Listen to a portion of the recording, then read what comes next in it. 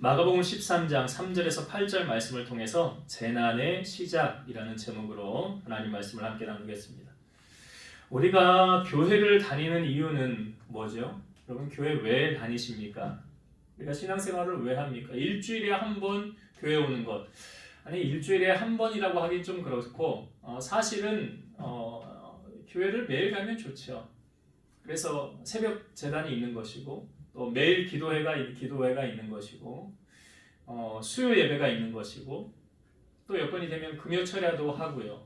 또 구역 예배도 드리고 이렇게 자주 교회를 나오거나 모임을 갖는 이유는 무엇입니까? 지식을 쌓기 위해서? 아니죠. 친목을 도모하기 위해서, 교제하기 위해서 그럴 수도 있어요. 때로는 나는 시간을 보내기가 너무 무료하다. 시간이 너무 안 간다. 그래서 교회를 나오는. 근데 근본적으로 보면 우리가 교회를 다니는 가장 근본적인 목적은 무엇입니까? 구원받기 위해서죠. 우리의 생이 끝나면 그것으로 끝나는 것이 아니라는 거죠. 성경은 이렇게 말하죠. 우리의 생애가 끝나면 우리는 어디 앞으로 갑니까? 하나님의 보좌 앞으로 가게 된다는 거죠. 그래서 양과 염소를 나누듯이 의인과 악인을 나눈다는 거예요.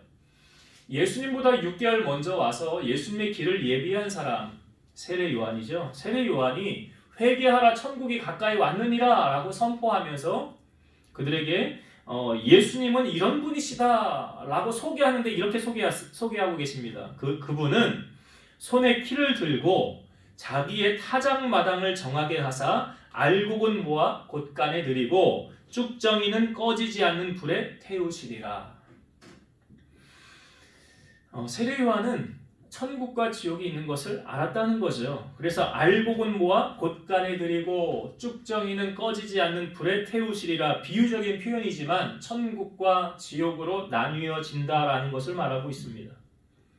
예수님도 우리에게 주여 주여 하는 자마다 구원을 다 받을 것이 아니라 하나님 아버지의 뜻대로 행하는 자라야 구원받는다라고 말씀하셨죠. 하나님의 뜻대로 사는 자가 구원받는다라고 말하고 있어요.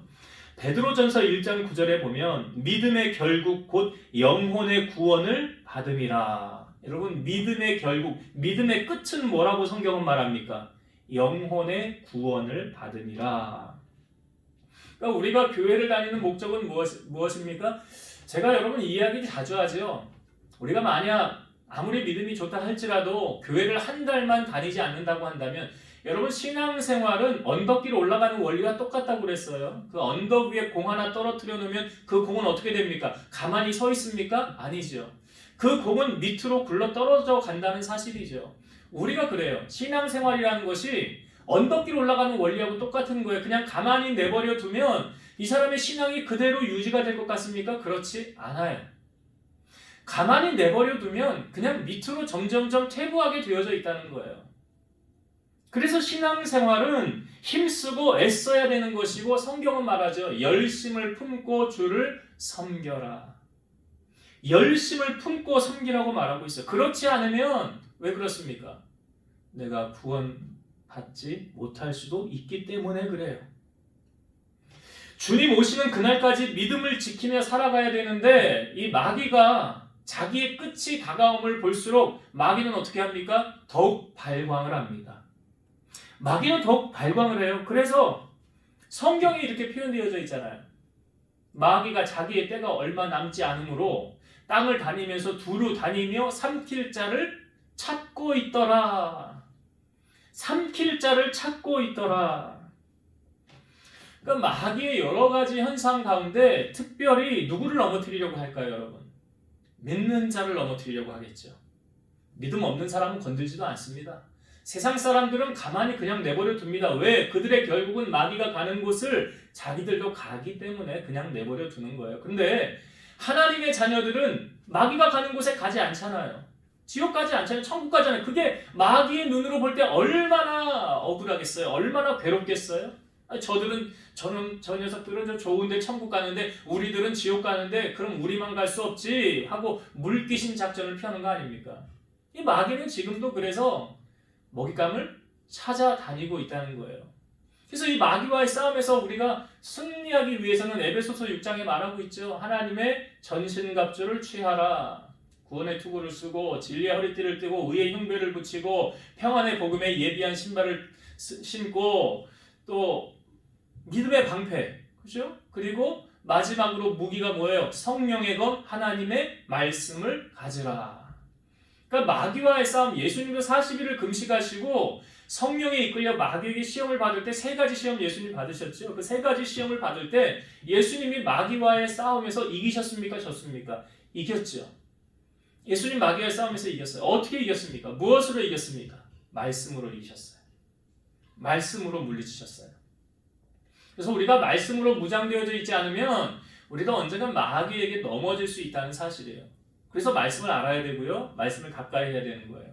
오늘 예수님께서 주시는 말씀 보면 말세에 나타나는 현상에 대해서 우리에게 부분적으로 아주 전체를 보여주고 있지는 않지만 부분적으로 보여주고 있습니다. 이 뒷부분에 또 계속 나누겠지만 오늘 예수님께서 이 말세에 나타나는 현상 가운데 조심하라라고 말씀하시는 게 있어요. 뭘 조심하라고 말씀하십니까? 자, 5절과 6절을 말씀을 한번 다시 볼게요. 5절과 6절 말씀. 예수께서 이르시되 너희가 사람의 미혹을 받지 않도록 주의하라. 많은 사람이 내 이름으로 와서 이르되 내가 그라하여 많은 사람을 미혹하리라. 뭘 조심하래요? 뭘 주의하래요? 사람의 미혹을 받지 않도록 주의하라. 그러면서 6절에 많은 사람이 내 이름으로 와서 말하기를 뭐라고 말한대요? 내가 그라. 그라는 게 뭐예요? 내가 메시아라. 내가 메시아라. 너희들이 기다렸던 메시아가 바로 나야 라고 말한다는 거죠. 예수님이 이러한 일이 말세에 많이 일어날 것을 아시고 우리에게 경계의 말씀을 주셨어요. 자, 마태복음 24장 23, 24절. 그때에 사람이 너희에게 말하되 보라 그리스도가 여기 있다 혹은 저기 있다 하여도 믿지 말라. 거짓 그리스도들과 거짓 선지자들이 일어나 큰 표적과 기사를 보여 할 수만 있으면 택하신 자들도 미혹하리라. 자, 사람들이 왜 미혹에 넘어지느냐? 저 사람 표적을 행하더라. 저 사람 기사를 보이더라. 저 사람이 예언했었는데 그 예언대로 맞아지더라. 라고 혹해서 사람들이 거기에 빠져서 넘어간다는 거죠. 근데 거기에 세상 사람들이 넘어가면 아무 문제가 없지만 여기 보니까 택하신 자들도 미혹하리라. 택하신 자들. 하나님의 택함을 받은 자들도 그 미혹에 넘어질 수 있다는 거예요. 마태복음 24장 11절. 거짓 선지자가 많이 일어나 많은 사람을 미혹하겠으며 여기 거짓 선지자가 많이 일어난대요. 또 우리나라에도 통계적으로 정확하게는 잘 모르겠지만 어느 목사님이 그러더라고요. 우리나라 이단이 참 많은데 내가 예수라라는 이단이 50여 개가 넘는데 54개래나 55개래나 그 정도로 많다는 거죠. 근데 그렇게 많은 이단들이 왜 존재를 하며 왜 거기에 많은 사람들이 따라갈까요? 자, 이런 원리가 있는 거죠. 마태복음 7장 23, 24절.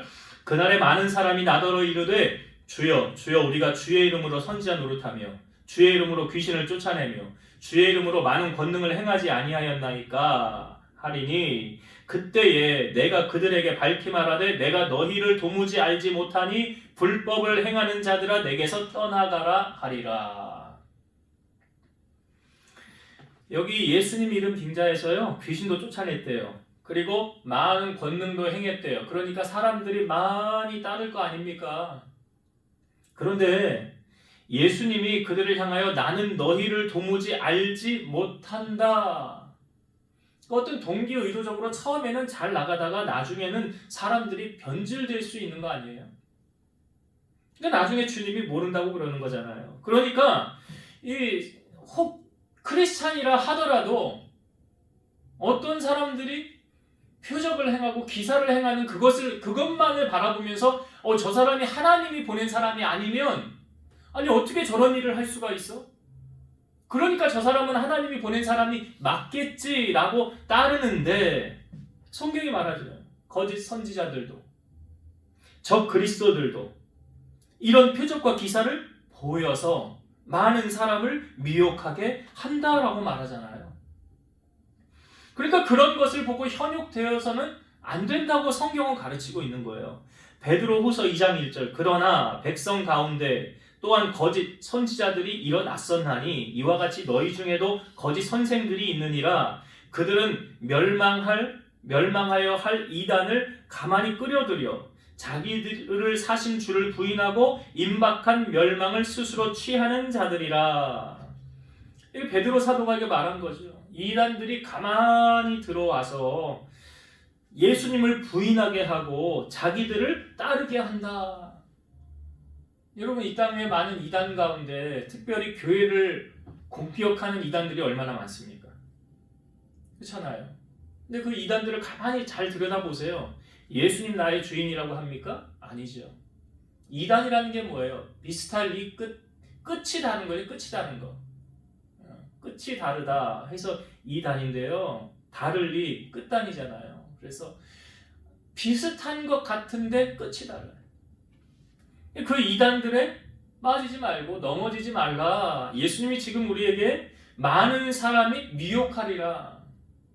여러분 참 그래서 신앙생활을 할 때 꼭 검증되어지지 않은 어느 교회, 어떤 성경 공부, 어떤 기도원 조심해야 돼요. 마치 점장이처럼 이렇게 점 보듯이 교회 가서 머리 들이밀고 기도받고 이렇게 해가지고 신령한 듯 어떻게 내 생활을 알아냈지? 여러분 혹할 수 있잖아요. 그래서 거기에 빠질 수 있다는 거예요. 넘어질 수 있다는 거예요. 그래서 그거에 넘어지지 말고 빠지지 말아라. 여러분 신앙생활은 어떤 이적과 표적을 보고 따라가는 게 아니라 말씀을 붙잡고 따라가는 거예요. 아브라함이 주님 하나님의 부름을 받았을 때 갈 바를 알지 못하였지만 무엇 붙잡고 갔습니까? 말씀을 따라갔더라. 그랬더니 마침내 가나안 땅에 들어가게 되었더라. 그러니까 말씀이 이끄는 인생이 진짜 복 있는 인생이고 흔들리지 않는 거죠. 말씀이 없으면 흔들리는 거예요. 그래서 표적과 기사 이런 것을 바라보고 넘어지지 말라라고 예수님 말씀하시는 거죠. 요한일서 4장 1에서 3절 보면 사랑하는 자들아 영을 다 믿지 말고 오직 영들이 하나님께 속하였나 분별하라.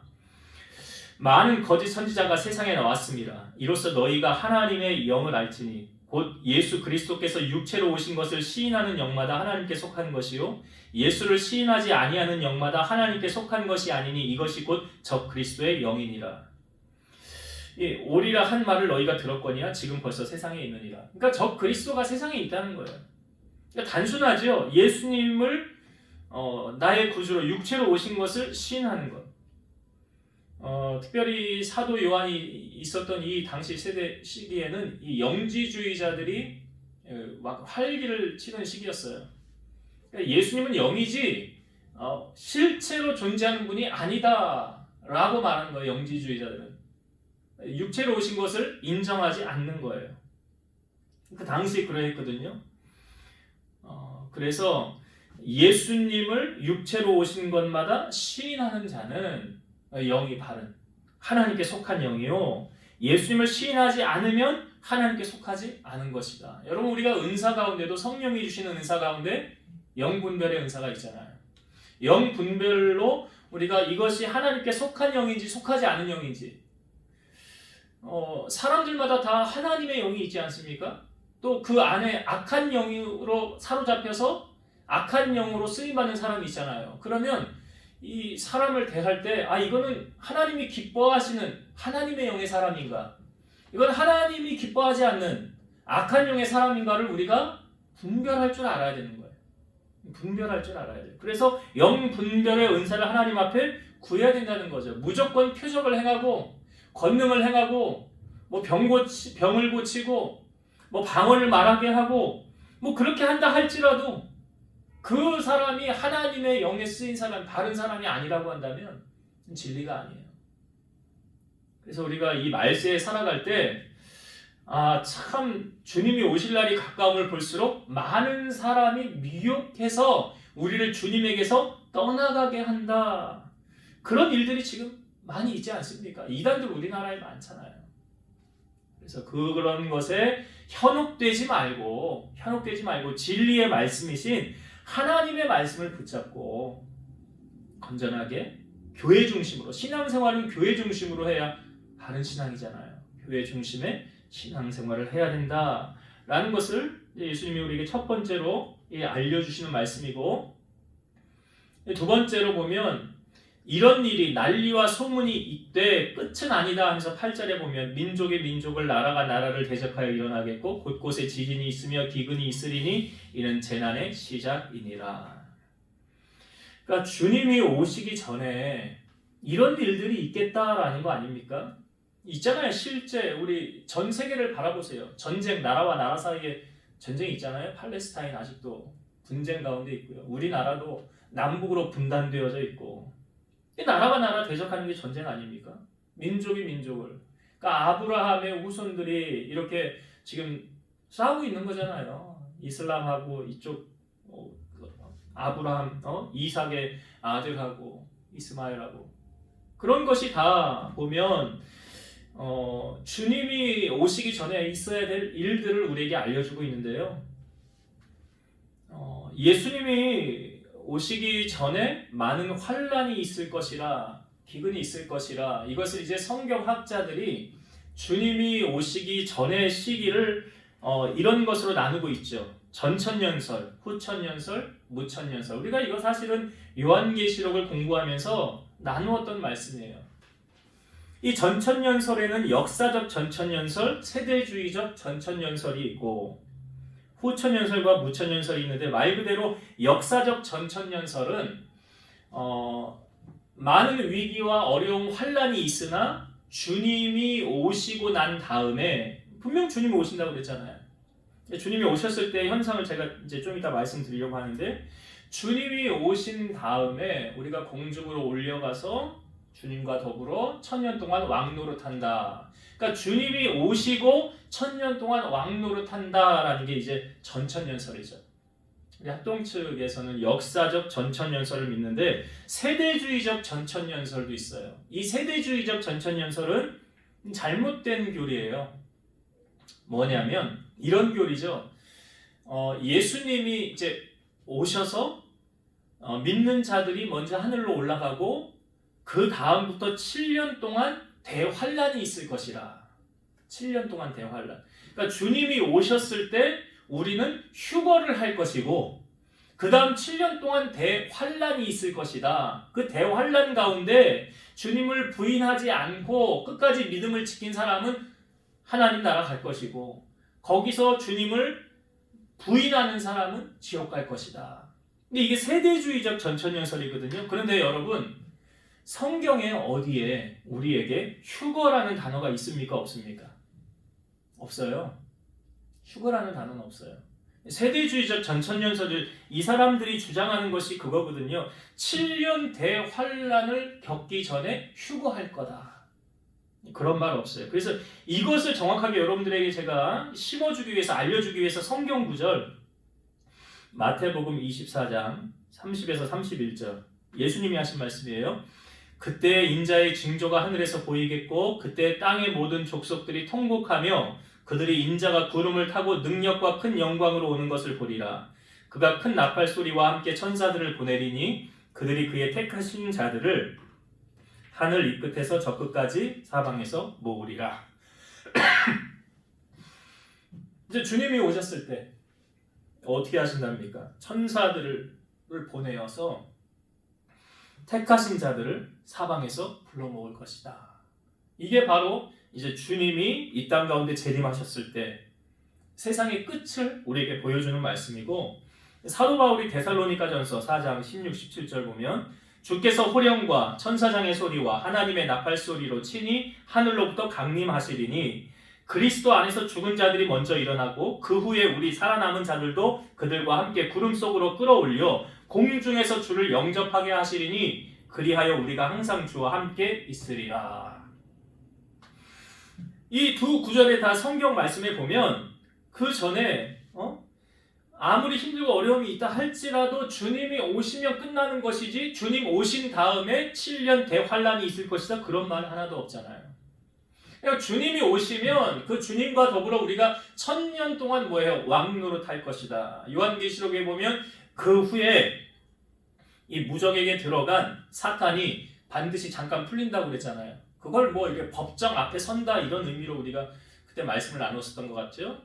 그 1000년이 지나면 이제 무적행에서 사탄이 나와서 싸우려고 하였으나 이 대적이 돼야 안 돼요. 안 되죠. 하나님 앞에.